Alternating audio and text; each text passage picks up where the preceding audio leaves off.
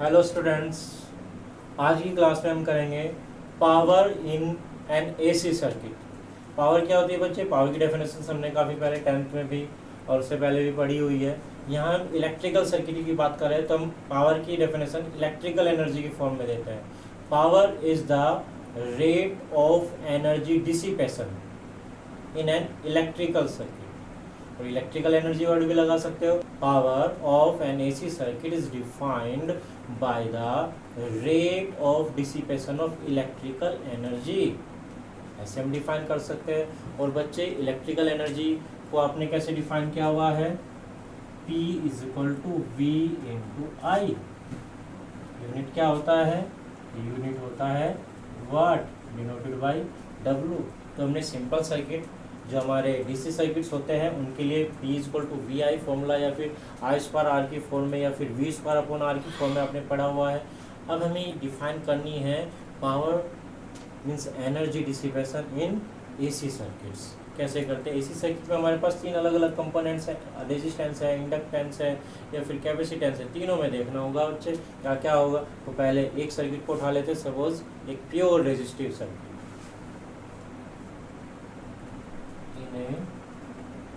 Pure resistive circuit. और बच्चे जब हम प्योर रेजिस्टिव सर्किट की बात करते हैं तो उसमें हमने क्या पढ़ा है? In a pure resistive circuit voltage and current lies in same phase. दोनों सेम फेज में लाई करती है। तो वहाँ इंस्टेंटेनियस वोल्टेज क्या होगा? V is equal to V naught sine omega T and current I is equal to I naught sine omega T. Therefore instantaneous power क्या बन जाएगी बच्चे? P is equal to V I. क्योंकि ये V और I की जो values है इंस्टेंटेनियस है। क्यों? क्योंकि T की आप डिफरेंट डिफरेंट वैल्यू के लिए V और I की डिफरेंट वैल्यू फाइंड कर सकते हैं। तो जो हमारी पावर इन दोनों को यूज करके निकलेगी वो भी कैसी होगी? इंस्टेंटेनियस पावर होगी। वैल्यूज रख देते हैं बच्चे, V naught sine omega T, I naught sine omega T. क्या आ गया बच्चे? P is equal to V naught I naught sine square omega T. और बच्चे आपको किसी लंबे प्रोसेस से जाने की जरूरत नहीं है, सीधे आप इस डायरेक्ट मेथड से यूज करिए तो काफ़ी अच्छा टाइम भी बचेगा, मार्क्स तो आपको उतने ही मिलने हैं। ये तो आगे बच्चे हमारे इंस्टेंटेनियस वैल्यू। लेकिन हमें क्या चाहिए? हमारे एसी कैसी होती है? अल्टरनेटिंग, टाइम वेरिंग, रिवर्स कर लेती है अपनी डायरेक्शन को after a particular time interval, means इसको हम कहते हैं टाइम पीरियड। यहाँ बच्चे क्या करना है? पूरे साइकिल के लिए एवरेज निकालना है। तो यहाँ वी नोट आई नोट तो कांस्टेंट वैल्यूज है, एम्पलीट्यूड्स है, पीक वैल्यूज है, कांस्टेंट है।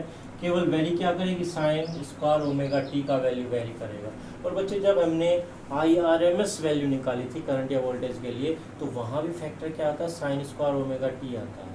तो साइन स्क्वायर ओमेगा टी का एक पूरे साइकिल के लिए 0 से 2 पाई के लिए जब हम एवरेज वैल्यू निकालते हैं तो वो क्या आती है? साइन ओमेगा टी का एवरेज वैल्यू हमारा आ जाता है 1/2। तो हम इसको डायरेक्ट यहाँ पर यूज कर लेंगे। Therefore average power for a complete cycle, P बार से दिखा देते हैं बच्चे जब हम एवरेज को दिखाते हैं तो साइन स्क्वायर ओमेगा टी। और because sign square omega t average for a complete cycle is 1/2, that means P bar is equal to V note I note multiply by 1/2। अब आप क्या करें बच्चे? एक छोटा सा वर्क और आप कर लीजिए। इस 2 को V नोट और I नोट दोनों में डिवाइड कर दीजिए, मीन्स √2 आप कर लीजिए। तो क्या बन जाएगा? तो आपका बन जाएगा V नोट अपॉन √2 क्या बन गया? VRMS और I नोट अपॉन √2 क्या बन गया? IRMS। तो बच्चे ये होगा हमारा energy dissipation in a pure resistive circuit. जब प्योर रेजिस्टिव होगा तो सीधी जो हमारी वैल्यूज मीटर से मेजर करते हैं वो क्या आती है? VRMS और IRMS आती है। तो रेजिस्टिव सर्किट में इतना एनर्जी लॉस होगा पर सेकेंड। यूनिट आप लिख सकते हो। ये तो बच्चे हो गया हमारा रेजिस्टिव सर्किट के लिए। यहाँ हम एक ग्राफ को ड्रॉ कर लेते हैं। ग्राफ ही बड़ा इंपॉर्टेंट आता है बच्चे, उसको ड्रॉ करते हैं जरा देखिए। क्योंकि अब तक जो हमने ग्राफ ड्रॉ किया है V और I के लिए क्या है? साथ में पावर भी आ गई है। पावर का ग्राफ भी ड्रॉ करते हैं।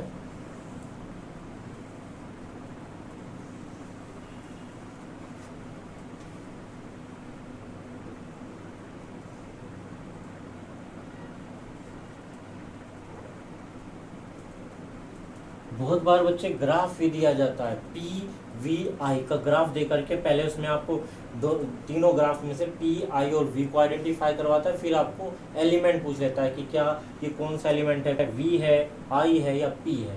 तो बच्चे हम रेजिस्टेंस के लिए जब हम ग्राफ ड्रॉ करते हैं, सपोज ये है हमारा वोल्टेज का ग्राफ और करंट भी इसी फेज में लाई करती है, करंट का भी सेम ऐसा ही ग्राफ आएगा, ये आ गया। अब बच्चे पावर का ग्राफ क्या है, पावर क्या है, P equal to V into I, दोनों का मल्टीप्लीकेशन है, तो यहाँ जब दोनों जीरो है तो पावर भी जीरो होगी, और जैसे जैसे V और I का वैल्यू इंक्रीज होगा तो इंक्रीज होती चली जाएगी P की वैल्यू भी। यहाँ V और I दोनों क्या है, अपनी मैक्सिमम वैल्यू को अचीव कर रहे हैं, तो P भी मैक्सिमम हो जाएगा, फिर यहाँ पर जीरो हो गया है तो पावर जीरो हो जाएगी, तो यहाँ पर एक पीक बन जाएगा बड़ा सा।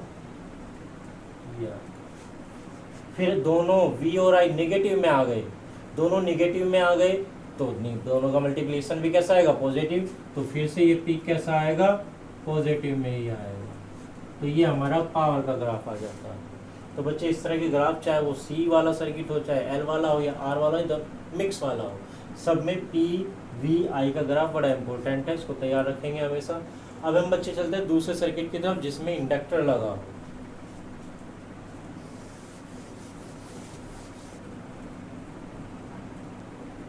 इंडक्टिव सर्किट में देखते हैं, और इंडक्टिव सर्किट के लिए सपोज वोल्टेज हमारे पास है V naught sine omega T.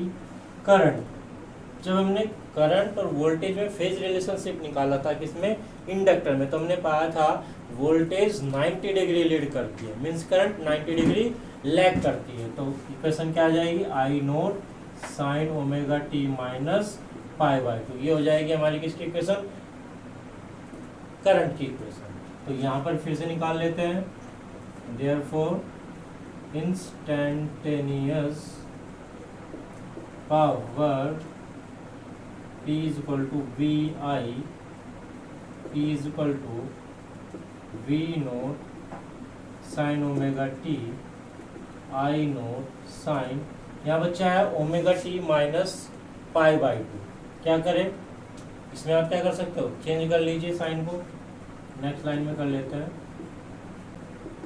P is equal to V naught sine omega T I naught. जब यहाँ sine omega T minus pi by 2 में से आप माइनस कॉमन लेंगे तो क्या आ जाएगा, माइनस बाहर आ जाएगा, और sine pi by 2 minus omega T बचेगा तो क्या आ जाएगा, कोस ओमेगा टी। तो बच्चे यहाँ पर क्या करते हैं, हम 2 से डिवाइड कर लेते हैं और 2 से मल्टीप्लाई कर लेते हैं, तो V naught I naught by 2 और 2 sine omega t cos omega t. ये क्या बन गया, 2 साइन ए कोस ए, क्या हो जाता है sine 2a। P is equal to minus V naught I naught by 2, क्या आ जाएगा साइन 2 ओमेगा टी। अब फिर से क्या लेना है, एवरेज वैल्यू लेनी है, therefore average value of power in an inductive circuit. यहाँ भी बच्चे क्या है, वी नोट आई नोट का आपको कांस्टेंट है, केवल साइन ओमेगा टी का आएगा value, therefore sine, therefore P bar is equal to V naught I naught by 2 और साइन 2 ओमेगा टी बार। और बच्चे sine 2 omega t average value, sine के कंप्लीट साइकिल के लिए एवरेज वैल्यू कितनी आएगी, 0, क्योंकि जितना पोर्शन पॉजिटिव हाफ है उतना ही नेगेटिव हाफ भी है, तो 0 आ जाएगा।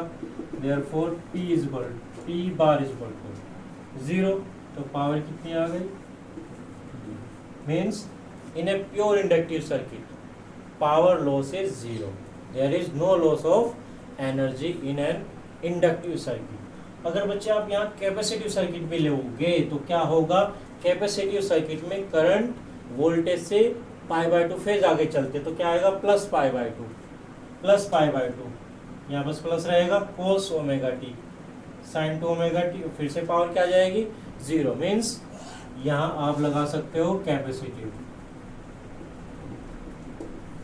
आपका सर्किट कैपेसिटिव हो या इंडक्टिव हो, दोनों में एनर्जी लॉस कितना आएगा, 0 आ जाएगा। तो ध्यान रखिए बच्चे, जब आपका इंडक्टिव सर्किट हो या कैपेसिटिव सर्किट हो तो उसमें एनर्जी लॉस जीरो होता है। अब हम वोल्टेज करंट के साथ पावर का भी ग्राफ ड्रॉ करेंगे।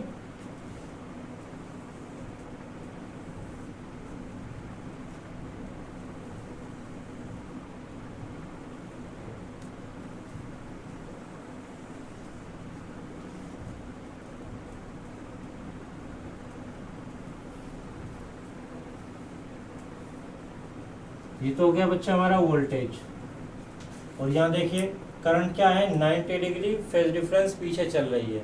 तो जब हमने लास्ट टाइम ग्राफ ड्रॉ किया था तो कैसा आया था, नीचे से स्टार्ट हुआ था, क्योंकि जब आप ओमेगा टी का वैल्यू जीरो रखेंगे तो क्या आएगा, साइन -π/2 -1 माइनस आई नोट।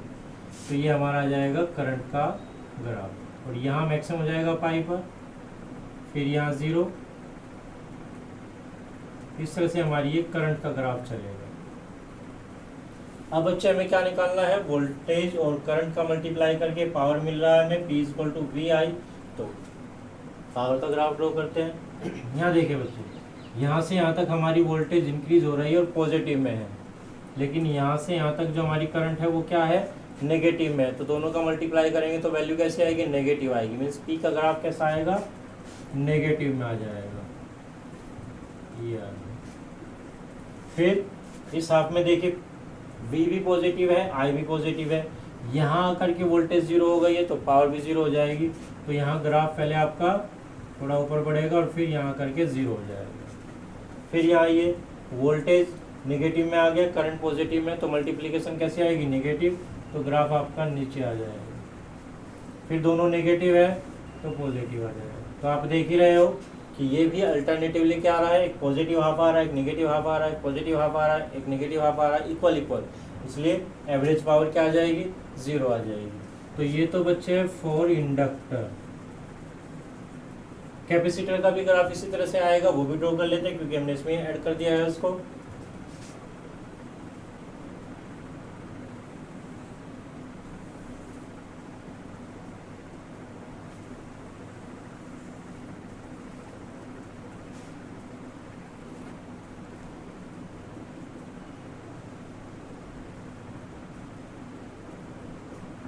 यहाँ बच्चे होता क्या है, अगर वोल्टेज है ये, तो करंट क्या होती है, π/2 फेज डिफरेंस आगे चलती है करंट वोल्टेज के रेस्पेक्ट में, वोल्टेज पीछे चलता है कैपेसिटर में। यहाँ हम बात कर रहे हैं कैपेसिटर की। चलिए बच्चे, करंट की ग्राफ कैसी आएगी, ये तो हमारा वोल्टेज यहाँ मैक्सिमम से स्टार्ट हो जाएगा करंट हमारा, ये हमारा करंट आ जाएगा। यहाँ भी पावर क्या आएगी, P = V × I। तो दोनों को लेते, यहाँ फर्स्ट में देखिए यहाँ दोनों पॉजिटिव है तो हमारा पावर का ग्राफ कैसा आएगा, पॉजिटिव में आ जाएगा। फिर यहाँ वोल्टेज तो पॉजिटिव है लेकिन करंट नेगेटिव है तो ग्राफ नेगेटिव में चला जाएगा जब तक पावर जीरो नहीं हो जाएगी। फिर यहाँ दोनों नेगेटिव हो गए और दोनों का मल्टीप्लिकेशन कैसा आएगा, पॉजिटिव। फिर यहाँ एक नेगेटिव और एक पॉजिटिव, तो ग्राफ ऐसा आता चल जाएगा। तो यहाँ पर भी क्या है, एक हाफ पॉजिटिव है, एक हाफ नेगेटिव है, तो दोनों का एवरेज कैसा आएगा, जीरो। इंडक्टिव सर्किट हो या कैपेसिटिव सर्किट हो, उन सब में क्या आ रहा है, पावर लॉस जीरो आ रहा है। ठीक है स्टूडेंट, आगे की वीडियो में हम क्या करेंगे, LCR सर्किट, एक कॉमन सर्किट में पावर की वैल्यू निकालेंगे।